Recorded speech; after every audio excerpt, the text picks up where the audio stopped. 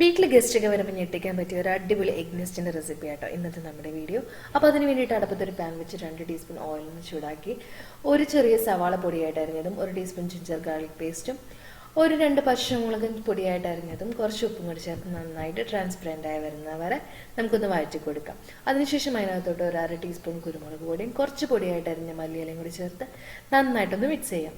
കൂട്ടത്തിലോട്ട് ഒരു 3 ഉരുളക്കിഴങ്ങ് വേവിച്ചുടച്ചതും കൂടി ചേർത്ത് നന്നായിട്ട് മിക്സ് ചെയ്തൊന്ന് ചൂടാറാൻ വേണ്ടി മാറ്റി വെക്കാം. ചൂടാറിയ ശേഷം പൊട്ടറ്റോ മിക്സ് വലിയ ഉരുളകളാക്കി അതിൻ്റെ നടുക്കൊരു കുഴി ഉണ്ടാക്കി ഓരോ ഉണ്ണിയും കൂടെ അതിനകത്ത് ഫിക്സ് ചെയ്ത് ഉരുട്ടി ഒരു എഗ്ഗിന്റെ ഷേപ്പിലാക്കി റെഡിയാക്കി എടുക്കാം.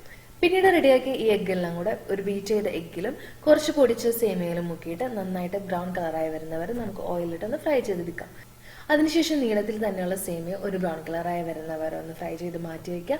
ഇനി നമ്മൾ ഫ്രൈ ചെയ്ത നീളത്തിലുള്ള സേമിയ വെച്ച് നെക്സ്റ്റ് റെഡിയാക്കി എടുക്കുക. അതിന്റെ സെന്ററിലോട്ട് നമ്മൾ ഓൾറെഡി ഫ്രൈ ചെയ്ത് വെച്ച് എഗ്ഗും കൂടി വെച്ചിട്ട് ഗസ്റ്റിന്റെ മുമ്പിൽ പ്രസന്റ് ചെയ്യാം.